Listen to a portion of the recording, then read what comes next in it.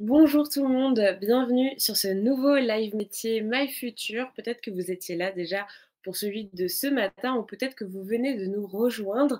Dans tous les cas, je me présente ou je me représente. Je m'appelle Marion et je serai du coup votre animatrice pour ce live. Je suis super contente et j'ai hâte voilà, de voir ce que ce moment ensemble nous réserve.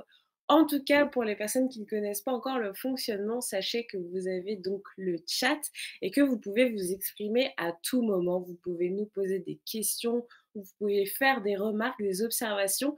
Voilà, c'est interactif, on est là entre nous, on est là ensemble. Et justement, je ne serai pas toute seule, évidemment, vous vous en doutez, je serai en compagnie de Louis aujourd'hui. Donc, Louis, est-ce que tu nous entends? Est-ce que Très tout va bien. bien?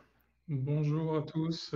Donc Ok, Luis Marquez, moi je suis responsable design au sein du groupe Carrefour et plus particulièrement à la DSI de Carrefour. et ben voilà, bah, tu es super proactif, tu m'as, devancé, dans ce que j'allais demander, donc c'est super.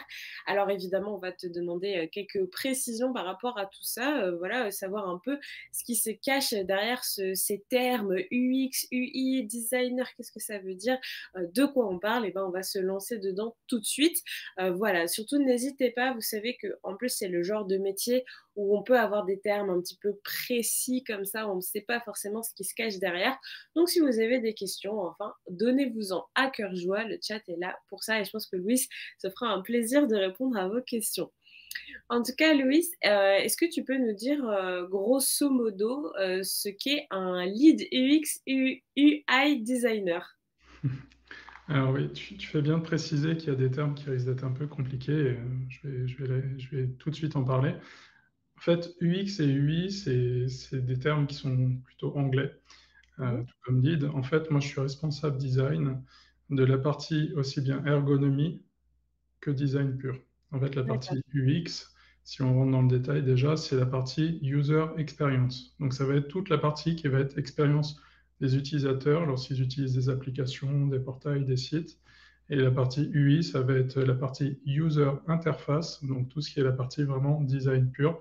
Donc tout ce que vous pouvez voir, par exemple, quand il y a des chartes graphiques, des logos, des maquettes un petit peu avec les différentes couleurs, les chartes graphiques, ce genre de choses, c'est la partie UI. Donc mon périmètre englobe ces deux parties et je travaille, tout à l'heure j'en parlais, pour la DSI. Donc en fait, au sein de Carrefour, étant donné que c'est un très grand groupe, il y a Ok. plusieurs équipes de designers et la DSI, c'est la direction des systèmes d'information. Et donc ça va être vraiment plutôt tout ce qui est orienté pour les collaborateurs et les employés de Carrefour. D'accord, ok. Ça va pas être tellement le consommateur qui veut faire ses courses sur Carrefour Market ou .fr, je sais pas, mais plus C'est ça. vraiment pour les personnes qui sont au sein du groupe. Ok. Et ben Tout à alors fait. justement, Il nous arrive oui, de vas-y. travailler un peu parfois pour les clients, mais Ouais. typiquement la partie e-commerce, donc le portail carrefour.fr, est géré par exemple par une autre équipe de designers qui est pas du tout associée à mon équipe, mais D'accord. parfois on intervient ponctuellement pour les dépanner quand il y a des grosses urgences. Ok, d'accord. Ah bah hyper intéressant. Bah justement, on va aller un peu regarder le détail de ça, voir de quoi tes journées et tes semaines sont composées. Donc, en quoi consiste ton métier? Alors, dans un premier temps, il y a les entretiens et ateliers utilisateurs. Qu'est-ce qui se cache derrière ça? À quoi ça sert concrètement? Alors, ça, c'est vraiment une grosse partie et qui est extrêmement importante quand on design, aussi bien sur la partie prototypage que sur la partie maquettage. C'est qu'en fait, moi, souvent, on vient me voir en me donnant un besoin, en me disant, voilà, j'ai besoin de réaliser une application, par exemple, je sais pas, je vais dire pour les entrepôts. Mhm. Du coup, en fait, moi, forcément, je ne connais pas tous les corps de métier. Au sein de Carrefour, il y a énormément de métiers. Et du coup, hein, la première chose, ça va être de voir quelle va être l'utilité en fait de l'application ou du portail, peu importe, hein, ça peut prendre différentes formes, Mhm. et comprendre en fait déjà les métiers, les gens qui utilisent ce genre d'application, ce qu'ils doivent en faire. Du coup, ça va être vraiment la partie observation. D'accord. La partie alors là, on a noté co-réalisé, c'est un peu plus pour la partie vraiment prototypage. C'est en Ok. fait une partie qui est extrêmement importante, qui va être de se dire, pareillement, hein, moi je ne connais pas forcément les différents métiers, et en fait c'est souvent eux qui vont nous orienter sur le besoin. Me dire, D'accord. bah, typiquement sur mon application pour les entrepôts, j'ai besoin de gérer, je sais pas, les différentes palettes, les différentes livraisons, et du coup ils vont m'expliquer un petit peu comment ça fonctionne. très Mmh. souvent, quand on fait des ateliers en fait, de prototypage, on va le faire en collaboration avec les utilisateurs qui vont nous dire, OK, j'ai besoin de ça, et je le verrai bien comme ça, et on va les orienter en fait pour faire quelque chose de très intuitif et ergonomique pour eux. D'accord. La partie test des interfaces, ça rejoint un petit peu la partie prototypage aussi. C'est souvent à la suite, en fait, une fois qu'on a commencé à maqueter tout ça assez sommairement au début, en fait, on va positionner les éléments un petit peu en gros, on va tester plusieurs choses, et du coup, la partie test, ça va être vraiment de prototyper tout ça, de voir avec les utilisateurs et de leur montrer ce qu'on imagine pour qu'ils puissent en fait tester un parcours type, se dire, bah, par exemple, quand je dois gérer mes livraisons, qu'est-ce que je dois faire? OK, le parcours, je fais comme ça. Et si tout va bien, après, on passe à l'étape qui serait plutôt l'étape de design pur. On va mettre, par exemple, les couleurs et finaliser l'interface. En D'accord. deuxième, alors, en fait, là, OK, c'est donc c'est un un petit peu peu le mélangé, hein. squelette d'abord et après, vous C'est ça. pardon? Alors je disais, c'est un petit peu mélangé là en l'occurrence parce qu'en fait on a mixé un petit peu les éléments parce que comme j'en parlais, on fait la partie ergonomie utilisateur et design. Donc on a peut-être un petit peu mélangé les différentes étapes, mais ça vous donne une vision d'ensemble un petit peu de ce qu'on peut être amené à faire, sachant que ce que vous voyez là, en fait, ça peut être différents métiers qui vont le réaliser dans le design. C'est pas forcément un OK. seul et même designer qui va faire tout ça. D'accord. Bah, après, c'est pas forcément dans l'ordre, hein, c'est plus, pour, dire voilà, il y a 4 choses, distinctes et pas forcément l'ordre dans lequel c'est fait ou même, l'importance dans laquelle c'est fait, mais plus pour montrer que vraiment c'est séparé. Il y a plusieurs, points, différents. Donc si tu veux, on peut partir, dans le prototypage, maquettage, tu nous as déjà un peu expliqué du coup. Si tu veux repasser, rapidement dessus, mais en gros, enfin, de ce que j'en comprends, c'est que il y a d'abord un peu, donc comme je disais, le squelette et après tu rajoutes, des éléments pour, donner un peu de chair, à tout ça, quoi. Tout à fait. Et notamment, là, je vois qu'il y avait une partie aussi qui est importante, ça va être la veille et le design, donc ce qu'on appelle benchmark. En fait, ça va être observer très souvent les tendances actuelles graphiques. Alors très Mmh. souvent, nous, au sein de Carrefour, on se base sur des chartes graphiques qui sont déjà existantes, parce que voilà, on est dans un groupe qui a déjà une charte qui est assez importante, hein. Typiquement, ça va être l'utilisation du bleu et du rouge. Mmh. Parfois, on en sort un petit peu, mais très souvent, on est assez charté là-dessus. D'accord. Donc du coup, parfois, sur les tendances, ça va assez vite, mais ça va être typiquement se dire, ah, pour une application, je garde l'exemple hein, des entrepôts, mais bien sûr, on ne fait pas que ça. Mais Mmh. typiquement, quand on fait une application pour un entrepôt, moi, je vais regarder si à côté, il n'y a pas d'autres applications assez similaires ou alors qui ont à peu près les mêmes pratiques qui existent. Ça sert à rien de réinventer la roue, hein. Ça serait une perte de temps. Et du Ouais. coup, on regarde un petit peu ce qui existe déjà à côté, s'il y a des bonnes pratiques, voir ce qu'on peut récupérer là-dedans.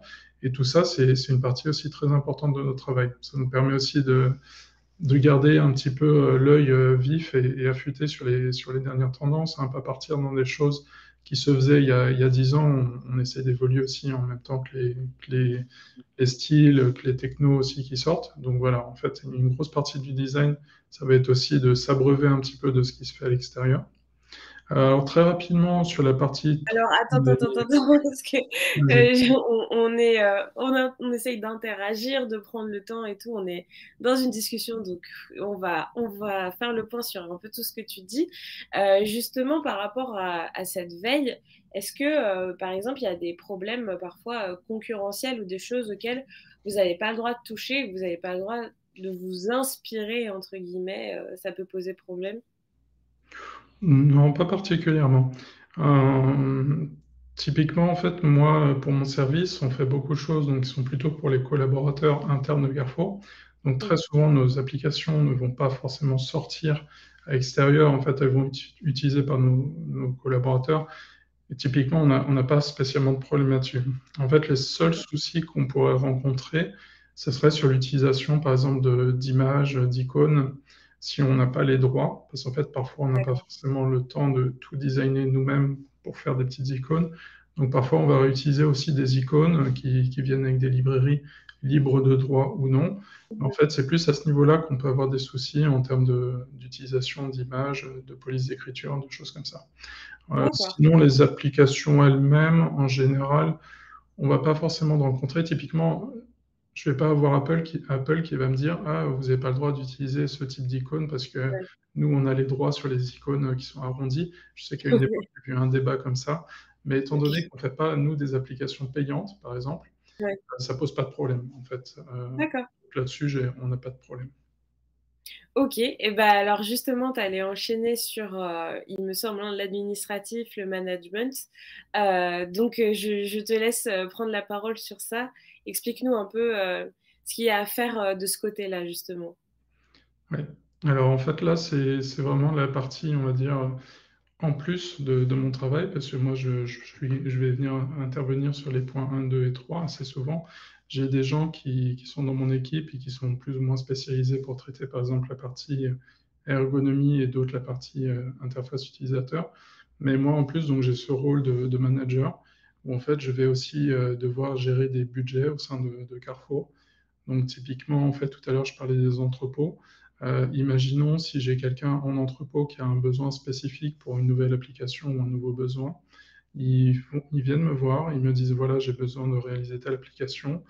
Suite à différentes réunions, je vais faire des estimations, des plannings pour vérifier qu'on peut livrer l'application dans les temps et surtout dans le budget imparti par les équipes. Et OK. ensuite, bah, j'ai toute la partie vraiment purement encadrement, donc le management pur, où je vais en fait transmettre les projets aux différentes personnes qui travaillent dans mon équipe, vérifier qu'en fait par rapport au planning, il n'y a pas de souci, et puis bah, vérifier qu'aussi que les projets sont livrés en temps et en heure. Et après, la partie réunion, qui prend quand même une bonne partie de mon temps, où en plus des réunions pour les projets, pour récupérer ou présenter les projets, je vais aussi avoir des réunions plutôt, on va dire, de direction, de co-direction, etc. D'accord et dans ces réunions-là, vous voyez quoi? Vous vous occupez de quoi, du coup? Alors, bah, il y en a plusieurs. En fait, quand c'est des réunions de, par exemple, de co-direction, Ouais. ça va être plutôt avec mon manager direct, donc qui est un directeur de la software. Le directeur de la Software Factory, en fait, il a plusieurs directions sous sa responsabilité. Il y a la partie Mmh. design et après, il y a plusieurs directions de développeurs qui travaillent sous sa responsabilité. En fait, on va présenter nos projets. On va discuter aussi des alertes s'il y a des problèmes, par exemple, en termes de budget au sein de Carrefour ou s'il y a des projets à risque. Ça va être plutôt ce genre de choses. Et Ouais. présenter aussi les réussites et les différents projets qu'on a pu réaliser. OK, d'accord. Bon, bah, c'est très complet en tout cas, on a plein d'infos, ça fait plaisir. On va aller regarder, bah, justement des illustrations visuelles un peu. Alors voilà, on n'est pas au plus proche, du détail, mais ça nous donne quand même un bon aperçu, global de ce qui peut être fait. Alors explique-nous un peu les divers éléments, qui est responsable de quoi? Est-ce que c'est toi qui fais tout par exemple? Toutes les images qu'on voit, est-ce que tu vas t'occuper de tout ou de certaines parties? Dis-nous un peu. Alors, là, sur ces exemples, je suis parti de projets que j'avais réalisés moi. Mais en fait, la plupart du temps, j'évolue pas tout seul, hein. Comme j'ai dit, j'ai une équipe sous ma responsabilité, donc avec des rôles qui sont assez variés, des ergonomes donc sur la partie UX, des designers sur la partie plutôt UI, et aussi des profils qui sont un peu plus variés, qui vont faire aussi chef de projet, par exemple. Donc là, c'est un métier encore totalement différent. Ouais, Euh, mais du coup, chacun intervient sur un domaine un peu spécifique. Là, je vous ai pris des exemples où, en fait, je montre un petit peu le panel des différentes choses qu'on peut faire au sein de la DSI Carrefour. Parce que tout à l'heure, j'avais précisé qu'au sein de Carrefour, il y a plusieurs directions. Nous, mmh, on n'intervient pas sur le portail carrefour.fr en général, mais on peut être amené à réaliser, par exemple, le petit sujet que vous voyez à gauche. En fait, c'est un design qu'on a fait pour un chatbot. Donc, d'accord, c'est un petit chatbot qui va aider les différents employés de Carrefour quand ils se connectent sur nos outils de collaboration. Typiquement, s'ils se connectent sur nos outils RH ou sur des outils, en fait, ils vont voir les différentes choses qui ont été réalisées au sein de Carrefour. En fait, d'accord. s'ils ont des questions, ils pourront les poser directement sur ce petit chatbot. Et là, on avait été amené à imaginer plusieurs designs. Donc là, je vous présente le design finalisé Très qui mignon. ensuite est intégré dans un chat. Voilà. OK. Donc le design du chatbot là, toi tu étais dessus par exemple? Sur celui-là, oui. Oui. D'accord. C'était OK. moi qui avais intervenu. On avait fait plusieurs propositions. C'est une chose qui est importante aussi à savoir en design, hein, c'est les gens s'en rendent pas forcément compte. C'est quand vous voyez une interface finale, il faut se dire que peut-être que derrière, il y a eu 10, 20, 30 itérations différentes. Et il y a eu Mmh. beaucoup de travail qui a été jeté, parce qu'en fait, le but, c'est d'itérer, de tester les choses jusqu'à ce qu'on aboutisse à quelque chose de vraiment concluant pour tous. Et du coup, il ne faut pas avoir peur en fait de tester des choses et de jeter un petit peu ce qui ne va pas. Donc là, sur le chatbot, en fait, c'était un cas un peu particulier, mais j'ai voulu vous faire une petite sélection qui montre pas mal de choses différentes. Mmh. Typiquement, la borne de prix que vous pouvez voir en haut à droite, Oui. ça, c'était assez intéressant. C'est un challenge en interne qui a été réalisé au sein de la DSI de Carrefour. OK. Euh, En fait, notre directeur de la DSI a souhaité challenger un petit peu les équipes et imaginer à quoi pouvait ressembler la future borne de prix au sein de Carrefour. Et Alors, donc est-ce que tu là-dessus, peux juste nous indiquer ce que c'est qu'une borne de prix? oui, tout à fait. Ouais, j'allais y venir. En fait, une borne de prix, typiquement, quand vous allez dans les magasins Carrefour, parfois vous pouvez voir c'est souvent sur les poutres où il y a écrit borne de prix. Et en fait, quand vous venez avec un produit, vous pouvez scanner le code barre directement dessus. Et en fait, ça vous D'accord. affiche le prix. Et très souvent, c'est assez sommaire. En fait, c'est souvent des petites bornes qui sont grises avec juste le prix qui est affiché et le nom du produit. En fait, c'est juste un petit lecteur de scanner. Mmh. L'idée là, c'était de penser plus loin et d'innover, de faire quelque chose un petit peu différent.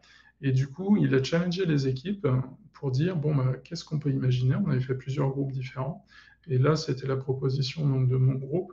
On a essayé D'accord. d'apporter vraiment quelque chose de plus instructif.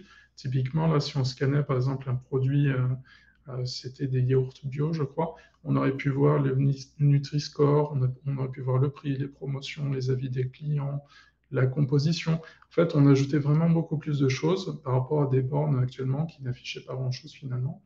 Et là, c'était une proposition de mon équipe. Mais après, j'avais d'autres personnes dans mon équipe qui avaient aussi fait d'autres propositions.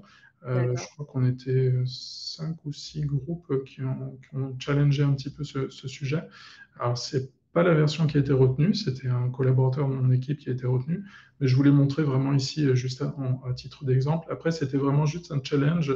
Derrière, on n'était pas sûr que ça allait aboutir ou pas à un projet. Ouais. Mais OK. l'idée après, la finalité, ça aurait été de regrouper de toute façon toutes les bonnes idées, de piocher un petit peu à droite à gauche si elles Oui. étaient imaginées. C'est un peu comme si on avait fait un brainstorming, donc Ouais. mis toutes les idées des uns et des autres en commun pour aboutir à une solution sympa. Je crois qu'ils voulaient développer ça après en magasin et le tester, mais je crois que pour l'instant c'est un petit peu en stand-by pour diverses raisons, mais je vous l'ai mis parce que je trouvais que le challenge était assez sympa et ça montre Ouais, qu'on c'est fait pas c'est que hyper des choses. intéressant. Ouais. Bah, en fait, on fait pas que des projets qui sont toujours, on va dire, qui vont toujours être développés. Parfois, en fait, Oui. on teste des choses, on n'a pas peur Vous de explorez des possibilités, vous imaginez des choses et même si c'est pas, assuré à 100 que ce soit, fait, dans la finalité, au moins ça vous fait, imaginer des choses et créer, j'imagine et donc la troisième image, je vois App Sister. Alors de quoi il s'agit? Qu'est-ce que c'est? Alors, cette application, en fait, c'est justement, une application qui a été faite pour les entrepôts. Donc, ça OK. ça rejoint un petit peu ce que j'expliquais, auparavant. C'est une application, en fait, qui va permettre aux différents employés en entrepôt de pouvoir gérer les flux de palettes. Alors ça a l'air, bizarre dit comme ça. En fait, il faut bien imaginer qu'au sein de Carrefour, on a énormément d'entrepôts et ça génère énormément de palettes. Donc en fait, les D'accord. palettes, pour ceux qui ne le savent pas, c'est par exemple quand vous allez en entrepôt, les différents produits sont livrés, on va dire, en bloc sur des Mmh. palettes. En fait, les palettes, c'est les supports en bois qui sont en bas. Mmh. Ces supports en bois, en fait, ce qu'il faut savoir, c'est que parfois, ils ont un certain coût, ces supports. Ils appartiennent pas tous à Carrefour. Et donc, en fait, on avait un souci de traçabilité entre les déplacements de ces différents supports. Du coup, l'idée, c'était de se dire, bon, comment est-ce qu'on peut pallier à ce souci de traçabilité pour se dire, je sais que la palette était partie de tel magasin pour tel entrepôt, mais à un moment, elle s'est perdue. Donc, l'idée, c'était en fait de faire une application de contrôle sur mobile, donc qui permettrait aux employés dans les entrepôts de se dire, ah ok, je vois que j'ai reçu tel et tel élément, telle et telle D'accord. palette, prendre des photos s'il y a des soucis, et ensuite, du coup, pouvoir envoyer ça à un livreur qui va réceptionner les différentes palettes. Et du coup, il y avait aussi la partie livreur et chauffeur qui était englobée là-dedans, parce qu'en fait, derrière, il y a des chauffeurs aussi qui vont venir. et qui auraient rempli leur camion, par exemple, que de palettes. Et il faut se dire qu'à l'échelle de Carrefour, ça représente quand même plusieurs centaines de milliers d'euros, je dirais, en Ah termes ouais. de coûts, hein, ces palettes, parce qu'il y en a quand même énormément qui transitent dans les entrepôts. Donc, il y avait aussi un challenge et un coût autour de ça. Donc voilà, là, c'était un exemple vraiment d'application mobile, vraiment dédiée aux employés des entrepôts, mais aussi des magasins et des chauffeurs. Il y avait trois populations d'utilisateurs pour une même application. OK, waouh, bah, je savais pas du tout, qu'il y avait besoin d'autant de traçabilité pour les palettes, surtout qu'on en voit, partout. On voit même des gens faire des meubles avec, donc Tout à je fait. pensais pas que c'était un bien aussi, précieux, mais c'est hyper intéressant. En tout cas, on voit qu'il y a vraiment une grande, versatilité, bah, derrière ton métier, en fait, ton poste. Il y a plein de choses, donc j'imagine que ça doit, bah, pas mal, bouger et qu'il doit y avoir, beaucoup de choses à faire et à appréhender. On l'a déjà vu avec le nombre de tâches, et de missions dont tu as parlé au début, mais là, vraiment, de voir ces exemples-là, ça nous permet de concrétiser dans notre esprit et de nous rendre compte et c'est assez impressionnant. On va regarder le parcours que tu as fait pour en arriver, jusque-là. Donc, tu as fait un CAP, alors attention, DECG. J'espère que je dis correctement. Est-ce que tu peux nous dire de quoi il s'agit? Qu'est-ce qui se cache derrière toutes ces lettres? Alors, CAP-DECG, alors je l'ai mis, mais il faut savoir que j'ai un peu plus de 15 ans d'expérience maintenant. Je suis OK. même pas sûr que ce parcours existe encore, hein, pour être tout à fait OK. transparent. En fait, moi, assez tôt, je me suis rendu compte que finalement, je me plaisais pas forcément dans les cursus, on va dire, classiques, et j'ai Mmh. voulu m'orienter très rapidement vers le métier du design. Alors, au début, c'était très large, hein, je ne savais pas encore exactement vers quoi je voulais aller dans le design, hein, je reviendrai dessus, mais on peut faire vraiment énormément de choses quand on est designer. Mais le CAP Mmh. de CG, en fait, c'était juste après, si je dis pas de bêtises, le collège ou le lycée, je sais plus trop. Mais l'idée, c'était de faire un CAP, donc dessinateur d'exécution en communication graphique. Donc, c'est un terme très générique, en fait, qui comprend aussi bien la partie design print. Donc, le print, ça va être, par exemple, les magazines que vous recevez. Ouais, Bah, très souvent, il y a des designers qui l'ont fait. Les affiches de cinéma, c'est d'autres designers. Et tout ça, c'est le métier du print, que nous, on ne fait pas. OK. Par exemple, au sein de mon équipe, on ne gère pas trop la partie print. Sauf si c'est des petits besoins, on peut intervenir, mais on ne travaille pas trop. Par exemple, la partie packaging au sein de Carrefour, c'est un autre groupe designer qui le fait. D'accord. Mais voilà, c'était des études assez génériques, donc faire de la peinture, apprendre à faire les polices d'écriture, le design en général. J'ai C'est enchaîné cool. assez rapidement sur un bac pro artisanat et métiers d'art. Donc là, c'était aussi encore assez générique, mais je commençais à mettre un peu plus les mains dans le web déjà et dans le motion design. Donc ça va être tout ce D'accord. qui va être design, on va dire, animé. Donc par exemple, s'il y a besoin de faire un générique pour un film, pour une publicité, pour, je sais pas, une animation quelconque, en fait, ça c'est du motion design. Donc ça va être du design animé très souvent. Ou alors du D'accord. montage vidéo aussi. Ça rejoignait aussi un petit peu ces différents corps de métier du design. Comment justement en es venu à t'intéresser au motion design et au montage vidéo, sachant qu'il y a 15 ans, enfin même avant du coup que tu rentres dans la vie professionnelle, ça avait pas du tout la même importance, c'était pas du tout aussi gigantesque que ça l'est maintenant. Donc qu'est-ce qui t'a fait te dire, qui t'a donné l'intuition qu'il y avait quelque chose à faire là-dedans, ou même qui t'en a donné envie en fait? Alors après, j'étais pas spécialement orienté encore sur le motion design. C'était juste une petite partie du cursus, hein, encore une fois, qui était assez générale au début. À l'époque, ça me plaisait quand même parce qu'en fait, tout ça, pour moi, ça dérive d'un seul et même métier qui est le métier de designer. C'est vraiment la création artistique pure. Partir d'une page blanche et après imaginer quelque chose qui prend vie, que ce soit sous le format d'un portail internet, d'une animation, d'une affiche. En fait, c'est vraiment imaginer des choses et puis bah, les voir aboutir et avoir quelque Ouais, chose de concret au final. Et du coup, en fait, à cette époque, c'était encore assez varié. Alors, je pourrais revenir dessus parce qu'en fait, mon métier est tellement varié qu'en fait, même au sein de Carrefour, tout à l'heure, je vous ai fait une petite sélection de projets. mais il nous arrive aussi de faire un petit peu de motion design, par exemple, quand on doit faire de la communication aussi en interne. Donc, en fait, on fait encore un petit peu tout ça. Donc, Ce du coup, sont ça reste intéressant de faire des cursus, on va dire, assez génériques et assez généralistes, parce qu'en fait, ça vous permet de voir pas mal de choses. Il est rare qu'en fait, en étant designer, on fasse qu'une seule et même chose. oui, Très bien sûr. souvent, en fait, dans la plupart des groupes, on peut être amené à être un petit peu touche à tout. Puis même, c'est toujours bien vu voilà, d'avoir un petit peu des compétences assez transverses. Oui, Et du c'est coup, clair. bah, à l'époque, le motion design n'était pas spécialement ce qui m'intéressait le plus. Moi, j'étais déjà plus orienté sur tout ce qui était web. Alors, je ne saurais pas trop dire pourquoi. C'est peut-être parce qu'à l'époque, OK. j'avais deux passions, c'était designer et aussi l'informatique. Et en fait, du coup, peut-être que la partie web m'intéressait aussi à cause de ça. C'est qu'il y avait une petite partie où, quand on fait du web, on peut être amené aussi à faire ce qu'on appelle du HTML et du CSS. Donc, c'est des technologies qui nous permettent, une fois qu'on a maquetté tout ça, qu'on a fait les interfaces, par exemple, d'un site, de Mmh. lui donner vie et de pouvoir en fait le lancer dans un navigateur Internet. Tout ça, en Ouais. fait, c'est des technologies du web que j'ai été amené aussi à utiliser, que j'utilise encore aujourd'hui, mais qui m'avaient pas mal plu. Donc, en fait, je me suis orienté assez naturellement vers le web design. Et c'est pour ça que maintenant, je suis arrivé au groupe Carrefour, parce qu'en fait, je suis amené à traiter aussi un petit peu ces parties-là. En fait, ce qui te plaît de manière générale, c'est de partir de rien et d'être capable d'échafauder quelque chose et de faire sortir un projet de terre, en fait.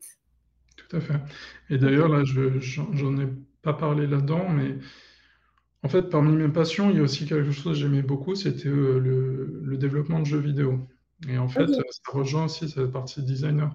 C'est-à-dire qu'en fait, dans un jeu vidéo, par exemple, vous allez avoir quelqu'un qui va imaginer le style, quelqu'un après derrière qui va imaginer les interactions, qui va imaginer le parcours, qui va développer tout ça.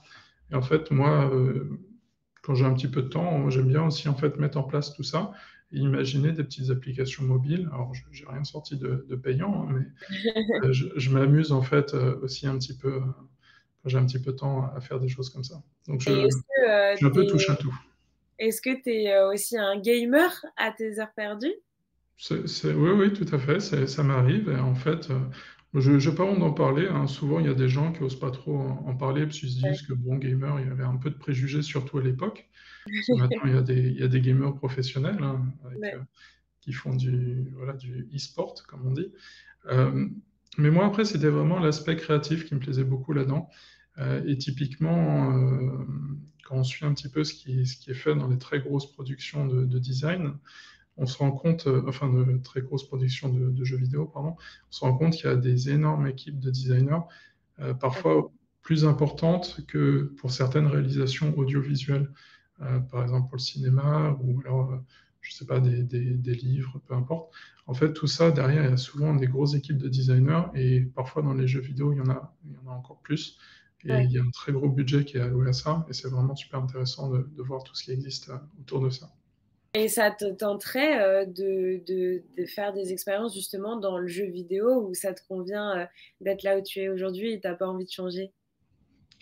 Hmm, En toute transparence, je suis très bien où je suis actuellement, parce qu'en fait, je fais quelque chose que je maîtrise. Le design, enfin, le jeu vidéo, pour moi, c'est plus, on va dire, une petite passion, c'est Ok. quelque chose que j'aime bien. Et parfois, même si je suis passionné du design, euh, entre se dire j'aime ça et je serai bon là-dedans, c'est pas Ouais, forcément la même chose. c'est Et je sûr. suis tout à fait réaliste parce qu'en fait, même moi avant, je dessinais un petit peu, je sais pas, par exemple, des dessins, des peintures, des choses comme ça, mais je savais que j'étais pas spécialement doué là-dedans. Et j'avais quand même un petit peu cette fibre, on va dire, techno, donc de développement, qui fait qu'en fait, j'avais plus de facilité à faire du développement et du design web que de facilité, par exemple, à faire des super beaux personnages, à faire des belles Ok. choses qui auraient pu être utiles dans les métiers, on va dire, plus de jeux vidéo.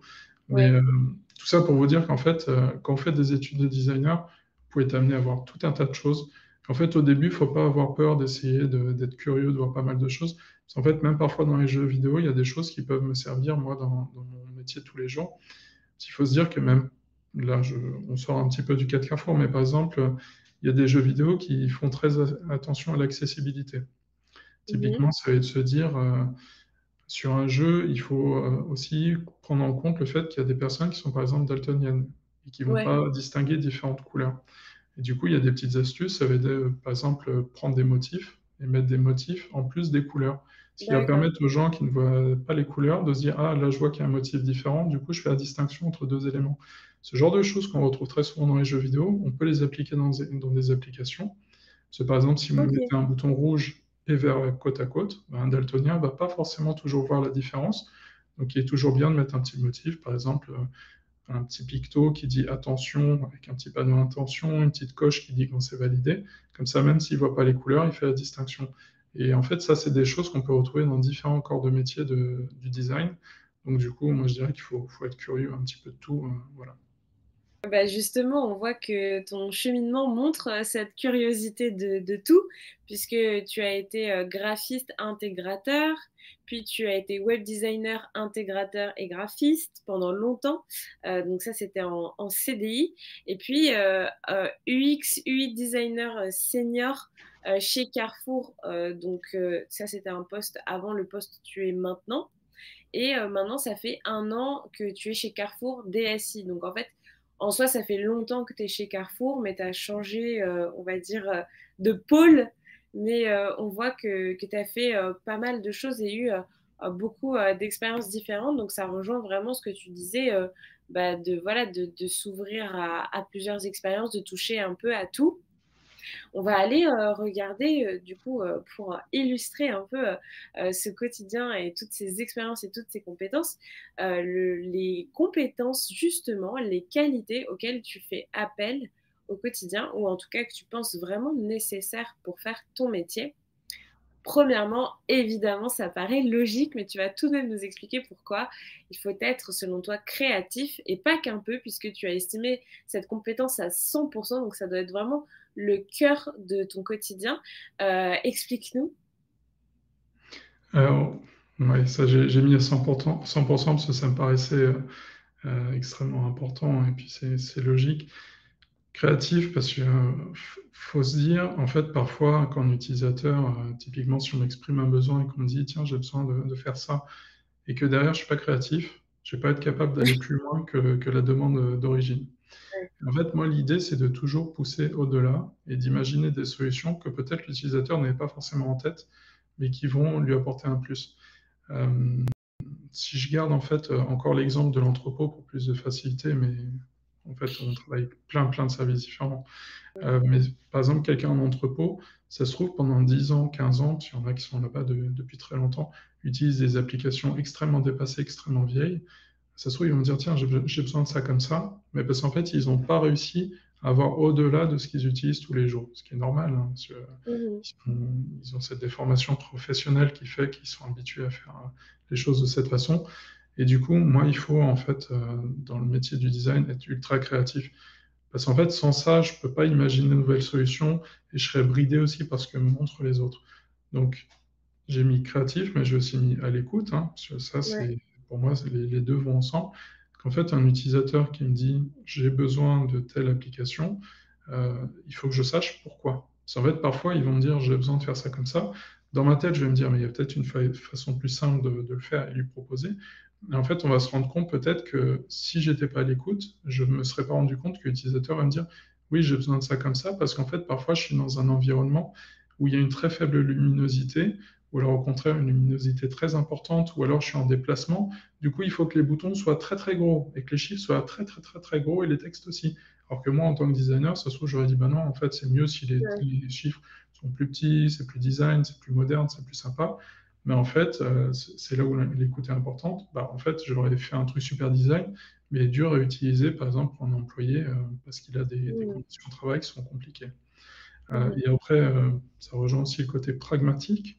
C'est en fait, c'est très important quand on est designer aussi, c'est de se dire, OK, j'ai fait un truc, j'en suis pas forcément satisfait tout de suite, mais il faut quand même sortir quelque chose. Parce qu'en fait, un gros problème souvent quand on fait du design, c'est de réussir à se dire que ça y est, on a abouti à quelque chose. Parce que sinon, on d'accord. pourrait tester, refaire des choses en permanence, imaginer plein de trucs et jamais s'arrêter. Il faut se dire qu'en fait, derrière, de toute façon, tout ce qu'on fait en design, il y a quand même une finalité, il y a toujours un coût. Et se dire de toute façon, il vaut mieux sortir quelque chose qui est peut-être pas idéal du premier jet, mais au moins on a lancé quelque chose et après on va faire avec les retours des utilisateurs et tester des choses, quitte à revenir un petit peu dessus et retester des choses. En fait, il ne Mmh. faut pas hésiter aussi à derrière se dire, OK, j'arrête là, ça me paraît pas mal, on va lancer comme ça et on va voir ce que ça donne.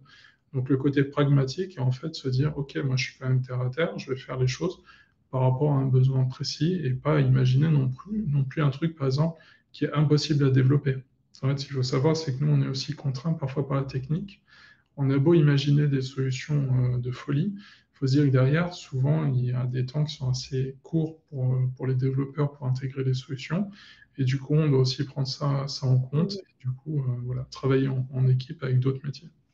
Mmh et par rapport à la créativité, parce que tu disais, bah, voilà, il faut que je fasse preuve de créativité, il faut que je reste créatif tout le temps. Comment, enfin, quel conseil tu donnerais à quelqu'un justement qui a ce côté, créatif, qui veut créer des choses, mais qui, je sais pas, qui est en manque d'inspiration, ou qui sait pas comment faire pour rester créatif sur la longueur? Non, mais c'est ce que je disais tout à l'heure, il faut être très curieux. J'aurais pu le mettre, hein, mais il faut être curieux. C'est extrêmement important. Extrêmement important. Il ne faut pas hésiter à regarder ce qui se fait à droite, à gauche, hein, même des choses auxquelles parfois on ne pense pas, on ne fait pas d'association. Je parlais tout à l'heure de l'association entre certaines choses que je vois à côté quand, par exemple, je joue à des jeux. Je trouve qu'il y a des choses qui sont Mmh. extrêmement bien pensées en termes d'interaction. Je parlais tout à l'heure d'accessibilité. En fait, ça, si j'avais pas été ouvert à ce qui est fait aussi à l'extérieur, j'aurais pas, par exemple, pu récupérer certaines bonnes idées. Après, il y avait la partie, on en parlait précédemment, la partie benchmark, en fait, où vraiment je regarde aussi un petit peu ce qui se fait autour de moi sur d'autres applications. Par exemple, je sais pas, Apple va sortir une nouvelle interface pour leur téléphone. Je vais regarder en fait ce qu'ils vont faire. Je vais être attentif à pas mal de choses qui se font à côté pour pouvoir en fait m'inspirer tout le temps. Et puis, Mmh. ouais, c'est être à l'écoute, hein. Après, créatif, de toute façon, c'est triste à dire, mais soit on l'est, soit on l'est pas, hein. En vérité, voilà, c'est le métier qui fait ça aussi. C'est un Oui, petit mais peu une parfois on est passion, créatif, mais mais on a la page blanche ou on sait ah, pas, ça m'arrive aussi, hein. Ça m'arrive aussi.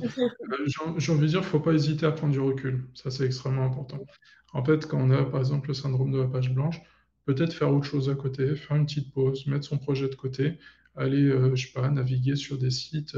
Très souvent, c'est ce que je fais. Tout à l'heure, je parlais de benchmark, mais très Mmh mh. souvent, je vais m'inspirer sur des sites où les gens présentent leurs projets, où ils montrent leur portfolio, où ils montrent leur réalisation, regarder un petit peu ce qu'on fait les uns et les autres. Et parfois, en fait, il y a une bonne idée, quelque chose auquel j'aurais pas pensé et que je vais pouvoir réutiliser. En fait, il faut se dire qu'un créatif qui imagine tout de zéro sans s'inspirer, en vérité, ça n'existe pas vraiment. Ou alors, vous avez un génie qui allait sortir C'est le sûr. prochain iPhone, j'en sais rien. Mais en vérité, les créatifs, comme dans le métier artistique, s'inspirent toujours de tendances. Et en fait, la seule chose, c'est être ouvert et puis de regarder un petit peu ce qui se fait à droite à gauche. Faut pas hésiter à s'inspirer de ce que font les autres. OK. Bon, on arrive sur la fin du live, on a encore plein de choses à dire, donc on va accélérer, mais c'est hyper intéressant, on a plein de sujets à aborder.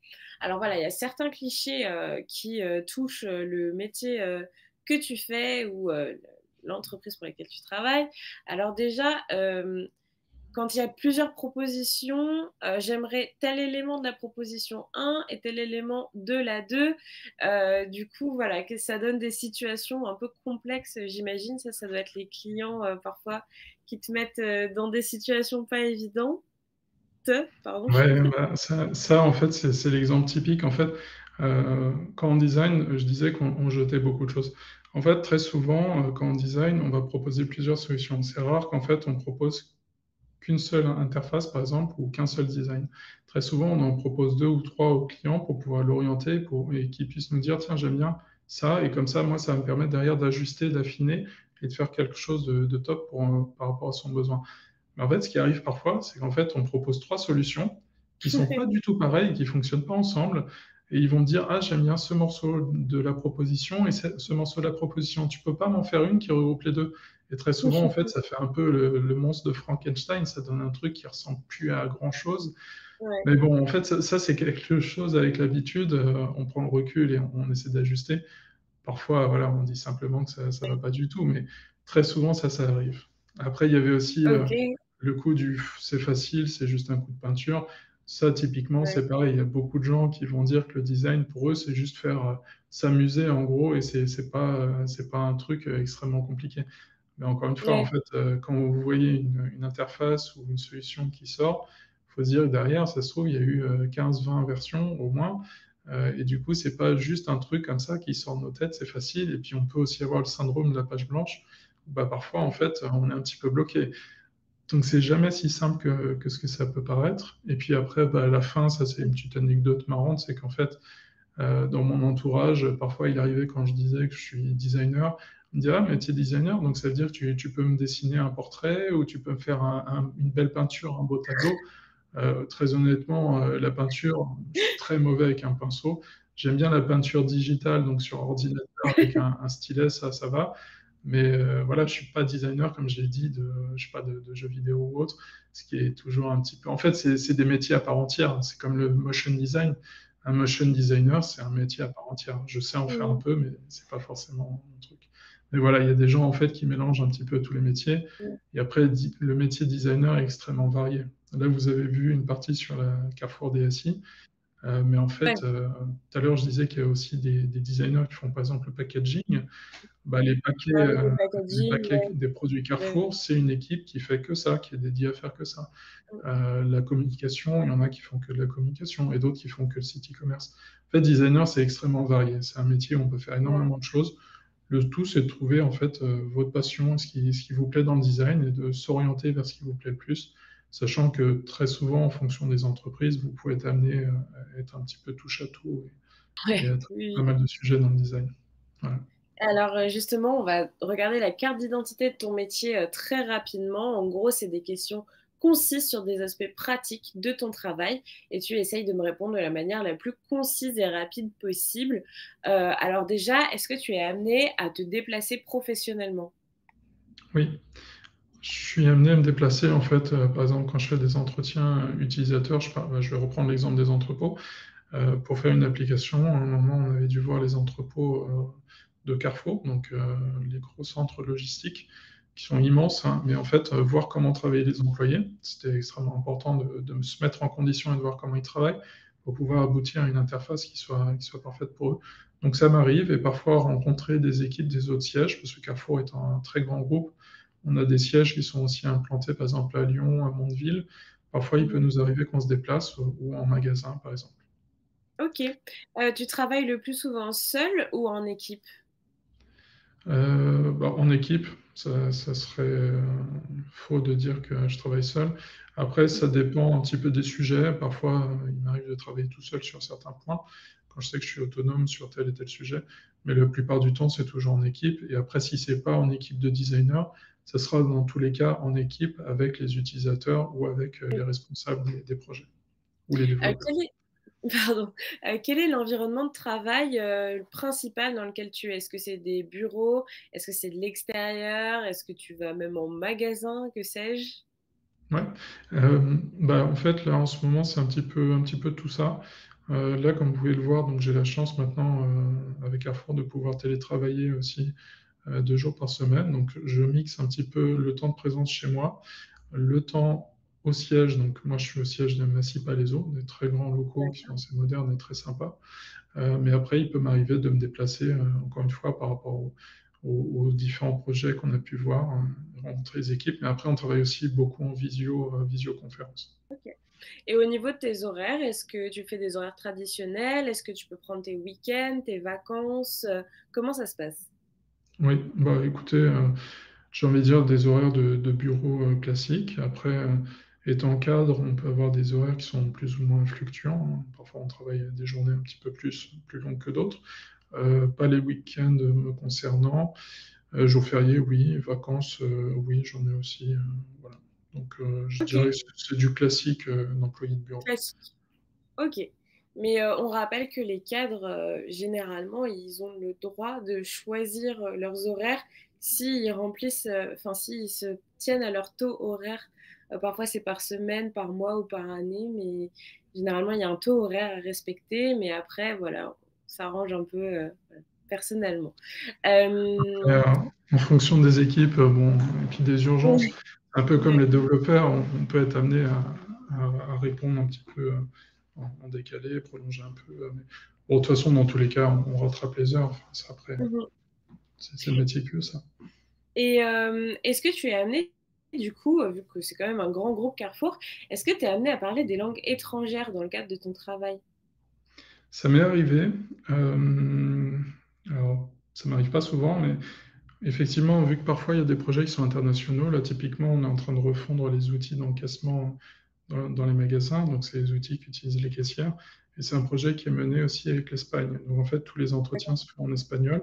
Donc moi, j'ai pas participé directement aux entretiens, mais il m'arrive de lire des comptes rendus et après aussi par rapport à mon métier où je fais aussi un peu de technologie web comme j'en avais parlé, bah, en fait, je suis amené, à lire quasiment que de la documentation en anglais. Donc en fait, même si je ne parle pas directement, les technologies font qu'en fait, il est quand même assez important de savoir parler l'anglais à minima.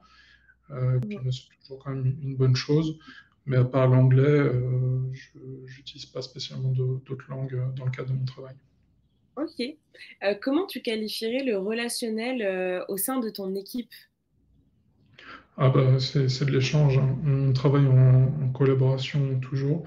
Je disais qu'on a plusieurs, profils variés, hein. Il y a les ergonomes, les designers, donc en fait, on est amené en fonction des projets. Par exemple, il y en a un qui va traiter une partie, l'autre qui va traiter la suite et en fait, du coup, on est amené, souvent à faire des ateliers, ensemble et à mener les projets, en collaboration ensemble.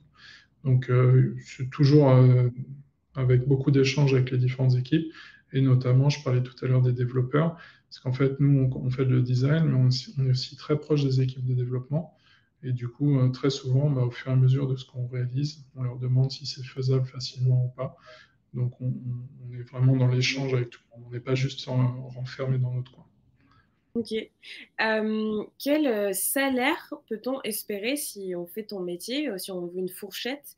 Quel salaire est-ce qu'on pourrait espérer? Par exemple, si je sors d'école, j'ai pas beaucoup d'expérience, mais je veux faire ton métier. Alors ça, c'est extrêmement varié, ça va vraiment dépendre de beaucoup de critères, donc c'est très compliqué d'y répondre. En fait, déjà en fonction de ce que vous soyez en je sais pas, dans le nord, par exemple, dans le nord ou en région parisienne, les salaires vont plus ou moins fluctuer et en fonction des groupes, ça fluctue aussi énormément, que ce soit une petite entreprise, une grande entreprise, une entreprise du CAC 40. En fait, ça varie énormément, c'est très compliqué d'y répondre. Ce que je peux vous dire, c'est que on peut aussi bien sortir d'école en étant parfois proche du SMIC, hein, ça peut arriver pour des très, très jeunes dans des tout petits groupes, mais pouvez aller, bien au-delà de 3, 4, même plus, SMIC par mois, hein. En fait, tout OK. dépend aussi après du nombre d'années d'expérience, du niveau d'études, et vraiment le groupe, ça fait beaucoup. Donc c'est une question qui est un peu compliquée, à répondre Oui, comme ça, parce qu'en fait, ça c'est dépend une aussi si très vous êtes, grande fourchette. X, Y. Il y a vraiment en fait, là, on parle de mon métier, mais en fait, moi, j'ai un métier qui est assez varié. Mais en Mmh. fait, il faut se dire que dans le design, que vous soyez dans le web, dans le cinéma, ben, ça change énormément. En fait, il y a de tout. Il y a de tout, vraiment. En fait, vous pouvez avoir des salaires assez élevés, comme des salaires, on va dire, classiques. C'est vraiment très, très varié. Honnêtement, il y a pas de limite, je veux dire.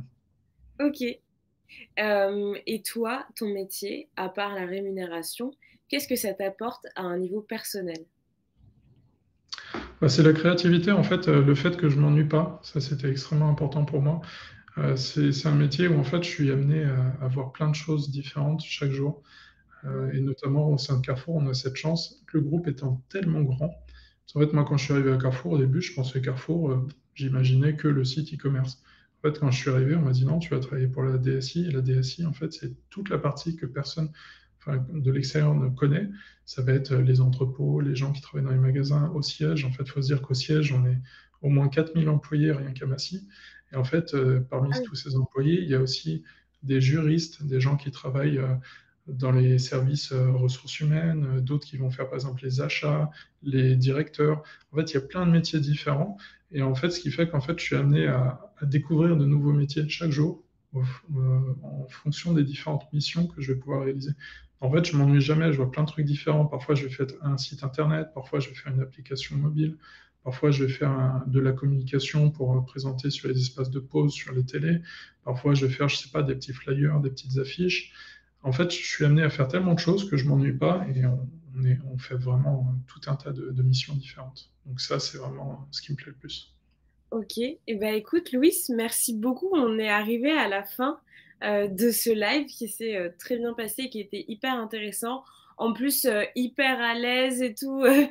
Tu nous as vraiment tout déroulé. C'était top. Franchement, c'était vraiment très chouette. J'espère pour les personnes qui nous regardent que ça vous a plu, que vous avez appris des choses, que peut-être ça vous a inspiré, que ça vous a donné envie de faire certaines choses.